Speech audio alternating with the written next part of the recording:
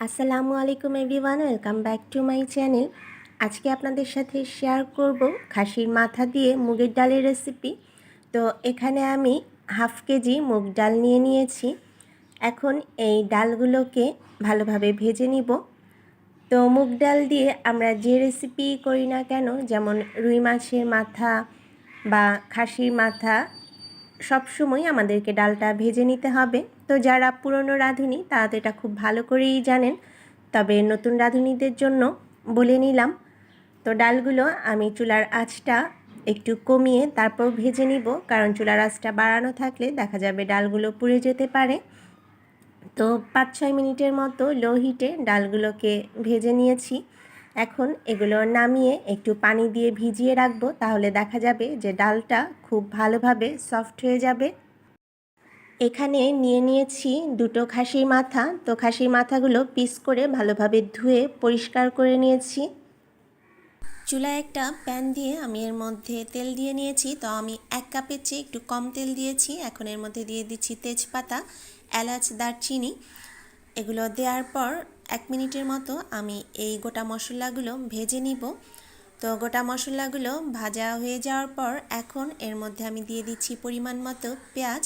তো আপনারা যে পরিমাণে মাথা বা ডাল রান্না করবেন সে পরিমাণেই পেঁয়াজটা দিয়ে নেবেন। দিয়ে দিচ্ছি স্বাদ মতো লবণ। তো এবার এই পেঁয়াজটাও আমি তেলের মধ্যে কিছুক্ষণ ভেজে নিব, যেন পেঁয়াজটা একটু সফট হয়ে যায়। তো একদম বেশি ব্রাউন করার প্রয়োজন নেই, একটু পেঁয়াজটা সফট হয়ে গেলেই চলবে। এখন এর মধ্যে আমি বাকি মশলাগুলো অ্যাড করে দিব। তো প্রথমেই দিয়ে দিচ্ছি 2 চা চামচ আদা এবং রসুন একসাথে পেস্ট। আদা রসুনটা পেঁয়াজের সাথে কিছুক্ষণ একটু ভেজে নিব। এতে দেখা যাবে যে আদার যে একটা গন্ধ থাকে সেটা আর আসবে না। তো আদা রসুন ভাজা হয়ে গেলে এখন আমি এর মধ্যে দিয়ে দিচ্ছি 2 চা চামচ ধনিয়ার গুঁড়ো এবং আরও দিয়ে দিচ্ছি 3 চা চামচ লাল মরিচের গুঁড়ো। তো আমি একটু ঝাল পছন্দ করি, তাই আমি এখানে লাল মরিচটা বেশি দিয়েছি। আপনারা আপনাদের টেস্ট অনুযায়ী দিয়ে নেবেন। আর সবচেয়ে বড় কথা, আপনারা যে পরিমাণে রান্না করবেন মশলাগুলো আসলে সে পরিমাণেই দিতে হবে। দিয়ে দিচ্ছি হাফ চা চামচ জৈত্রিক এবং জায়ফল বাটা। তো এটা একটু কম করেই দিতে হয়, কারণ এর কিন্তু অনেক ধক বেশি, তাই সবসময় জৈত্রী জায়ফল একটু কম দেওয়ার চেষ্টা করবেন। তো মশলাটা ভালোভাবে কষানোর জন্য এখন আমি এর মধ্যে কিছুটা পানি দিয়ে দিচ্ছি। পানি দিয়ে মশলাটাকে খুব ভালোভাবে একটু ভেজে নিব। যারা জিরা বাটা ব্যবহার করবেন তারা মশলা কষানোর সময় জিরা বাটা দিয়ে দিবেন। তো আমি যেহেতু আজকে এখানে জিরার গুঁড়ো ব্যবহার করব, তাই আমি রান্নার শেষে দিয়ে দিব। আর আমি এখানে হলুদ দেইনি, কারণ আমি ডালটা হলুদ আর লবণ দিয়ে সিদ্ধ করে নিয়েছি। তো মশলাটা কষানো হয়ে গিয়েছে, এবার আমি খাসির মাথার মাংসগুলো এই মশলার মধ্যে দিয়ে নিব। মশলার সাথে মাংসগুলোকে ভালোভাবে কিছুক্ষণ কষিয়ে নিব। তো এই মাংসগুলোকে যত বেশি কষিয়ে নেবেন দেখা যাবে যে আপনার ডালটা কিন্তু খেতে তত বেশি টেস্টি হবে। পরিমাণ মতো হলুদ এবং লবণ দিয়ে আমি ডালটা সিদ্ধ করে নিয়েছি।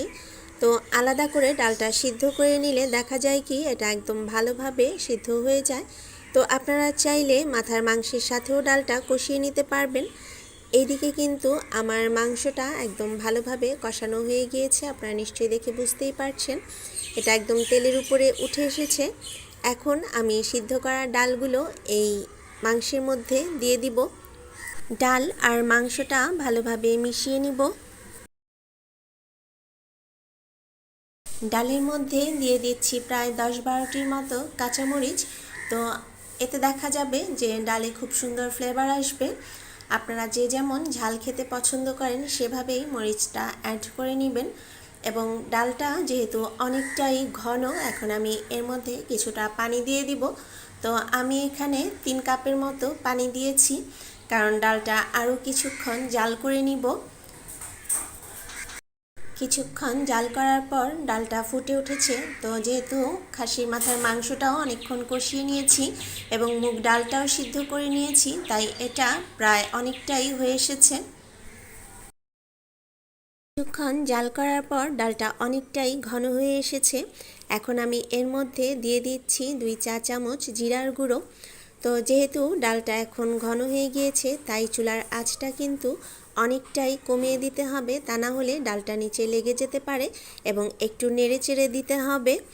জিরার গুঁড়ো দেওয়ার পর আমি ডালটা আরও 3-4 মিনিট জাল করে নিব, এবং এরপর আমি চুলা থেকে নামিয়ে নিব। আর চুলা থেকে নামানোর আগে এর মধ্যে অ্যাড করে দিচ্ছি 1/2 কাপ ঘি।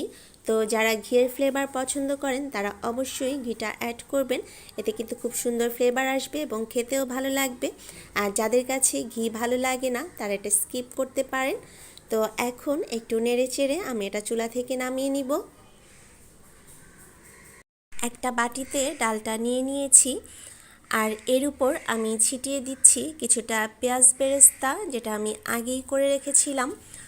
তো এই গরম গরম ডাল কিন্তু নান রুটি অথবা রুমালি রুটির সাথে খেতে অনেক বেশি ভালো লাগে, তাছাড়া ভাত দিয়েও আপনারা এটা খেতে পারবেন।